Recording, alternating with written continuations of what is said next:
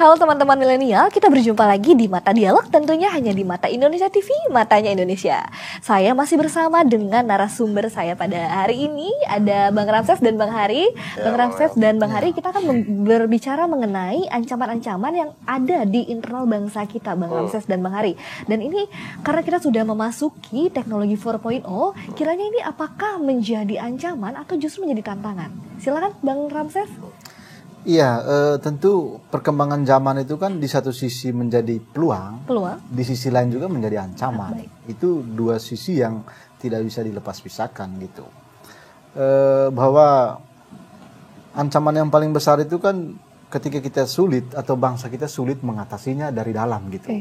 Bagaimana kita bisa menyelesaikan ancaman dari luar kalau ada ancaman dari dalam gitu. Nah, kalau misalnya terkait dengan ini, menurut saya ancaman yang paling besar ke depan itu adalah terkait dengan perkembangan teknologi telekomunikasi, ya, dengan fasilitas-fasilitas yang dimilikinya itu memudahkan manusia untuk berkomunikasi sekaligus memudahkan manusia untuk terjadinya benturan di tengah masyarakat gitu. Terjadinya pertikaian belakangan ini juga kan bahkan terjadi kerusuhan itu juga karena apa? Karena perkembangan media sosial itu melalui informasi hoax, ya, informasi bohong yang disampaikan kepada masyarakat gitu. Nah, menurut saya tugas yang paling penting bagi para menteri, ya, periode 2019-2024 mendatang ini bukan hanya Kominfo, ya, yang bertugas untuk melakukan pemantauan, penyaringan, bahkan pemblokiran terhadap informasi-informasi yang menyimpang atau misalnya mengganggu stabilitas keamanan di bangsa ini, tetapi juga semua kementerian, ya, semua kementerian itu harus berpartisipasi aktif dan berperan aktif mereka dalam menjaga keutuhan bangsa Indonesia. Terutama jangan sampai misalnya ancaman yang paling nyata itu terkait dengan ideologi, ya, ideologi yang mengganggu ideologi Pancasila begitu, dengan masuknya kepentingan-kepentingan yang apakah itu memang karena kepentingan agama atau ada kepentingan-kepentingan politik, tetapi dia merongrong ideologi Pancasila gitu. Dan menurut saya para menteri ke depan itu mereka harus paham betul, kalau bisa mereka terus mewacanakan, ya, terus menggaungkan ideologi Pancasila di kalangan bawahannya maupun di tengah masyarakat gitu, sehingga bisa kita mengatasi berbagai konflik yang ada di Indonesia gitu. Itu menurut saya tantangan yang harus dihadapi oleh para menteri ke depannya gitu. Oke, terima kasih Bang Ramses atas pandangannya. Bang Hari, bagaimana melihatnya Bang Hari? Apakah menjadi sebuah peluang atau justru ancaman? Ya, artinya saya melihat Mbak Mel bahwa perkembangan teknologi yang semakin pesat hari ini, bahkan yang namanya handphone atau tayangan-tayangan media sosial ini kan sangat mudah diakses hari ini, ya kan. Satu sisi menguntungkan adanya perekonomian, kemajuan ekonomi yang tanpa adanya pertemuan penjual dan pembeli, ya kan. Orang tinggal melihat dan memesan lewat handphonenya, ya kan. Tapi di sisi lain banyak diciptakan hoax-hoax melalui media sosial juga. Nah, ini yang sebetulnya harus dikaji ke depan di periode 2009-2024 dari pemerintahan Jokowi dan Kiai Ma'ruf yang terpilih secara konstitusi. Mungkin kalau saran saya, ya, ke depan ada juga pembatasan untuk penggunaan handphone, ya. Misalkan dari umur 17 tahun lah.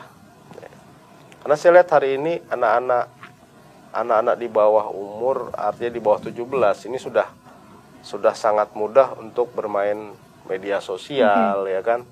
Bahkan yang namanya konten-konten yang sifatnya dalam tanda kutip, dia juga bisa mengakses kan itu. Nah, menteri-menteri nanti akan menduduki di periode 2019-2024. Kiranya tantangan-tantangan yang akan mereka hadapi ke depannya, Bang Ramses?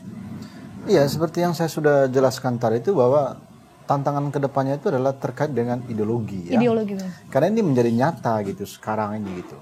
Jadi menurut saya para menteri ke depan itu perlu terus menggaungkan tentang ideologi Pancasila di di kalangan bawahannya, di lingkungan kementerian itu sendiri maupun di tengah masyarakat begitu. Yang kedua tadi terkait dengan perkembangan teknologi telekomunikasi itu yang menyediakan berbagai fasilitas yang memudahkan masyarakat untuk mengaksesnya gitu. Jadi ini bukan hanya tugas Kementerian Komunikasi dan Informasi gitu, tapi juga menurut saya semua kementerian itu harus terlibat aktif gitu untuk menyampaikan kepada masyarakat, memberikan edukasi, terutama bagaimana memfilter ya, melakukan penyaringan terhadap informasi-informasi yang sifatnya itu hoax gitu ya.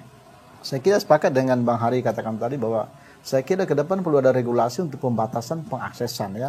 Bahwa harus di usia sekian baru dia bisa mengakses itu. Sehingga dia bisa tahu bahwa ini hal yang positif, ini yang tidak. Dan ini yang bisa mengancam dan ini yang tidak. Itu saya kira itu saya sepakat. Terima kasih banyak Bang Ramses. Bang Hari apa pandangannya? Ya, saya sih memberikan salah satu solusi misalnya gini. Orang bisa mengakses media sosial harus berumur 17 tahun misalnya. Kan itu. Dia harus punya KTP, punya NIK. Kalau itu tidak punya, maka masih di bawah umur tidak boleh dia mengakses yang namanya media sosial. Itu aja. Berarti masih sama dengan tantangan yang akan dihadapi para menteri kemudian? Artinya ke depan ada regulasi atau aturan yang harus dibangun oleh pembantu presiden segera bukan membatasi, tapi sebenarnya memang ini harus karena dikontrol begitu kontrol karena yang bertanggung jawab harus di atas umur 17 tahun lah. Kalau di bawah itu ini bisa terjadi kacauan ya. Kita lihat bagaimana yang namanya anak STM belum 17 aja sudah. Ya kan? Kita bisa lihat setiap peristiwa. Maka ini dampak dari yang namanya saking canggihnya sebuah teknologi telekomunikasi hari ini. Itu. Baik, berarti memang penggunaan media sosial tentunya harus didukung juga dengan orang-orang yang dapat menggunakan dengan bijak juga begitu, Bang Ramses dan Bang Hari ya. Bang Ramses dan Bang Hari, ini terakhir apa pesan-pesan untuk para generasi milenial terkait dengan tantangan yang akan bangsa Indonesia hadapi? Ya, pesan-pesan saya buat teman-teman milenial di seluruh Indonesia ya, untuk bisa menjaga bangsa ini agar tetap utuh dan tetap berkembang sebagaimana mestinya, maka kita harus menggunakan media sosial itu secara baik ya. Media sosial itu atau teknologi itu digunakan untuk kepentingan masyarakat. Oleh karena itu kita harus menggunakannya secara bijak, harus lakukan filter terhadap segala informasi atau berita-berita yang ada sebelum kita sampaikan keluar gitu. Terima kasih banyak Bang Ramses. Bang Hari silakan. Karena medsos yang semakin berkembang, media sosial makin berkembang, bijaklah dalam menggunakan medsos bagi teman-teman milenial, gunakanlah yang bermanfaat, jadikan ruang itu adalah untuk membangun Indonesia yang maju, membangun Indonesia yang unggul, dan yang satu lagi terpenting adalah menjaga ideologi Pancasila. Itu pesan dari saya. Terima kasih banyak Bang Hari atas pesannya. Bang Ramses dan Bang Hari, terima kasih banyak sudah berbagi pemahaman di Mata Dialog. Sukses selalu untuk Bang Ramses dan Bang Hari. Dan untuk teman-teman milenial, kiranya diskusi kali ini dapat bermanfaat untuk teman-teman milenial. Sayang sekali perjumpaan kita harus kita akhiri sampai di sini. Saya Amel Sani pamit undur diri. Tetap saksikan Mata Dialog hanya di Mata Indonesia TV. Matanya Indonesia.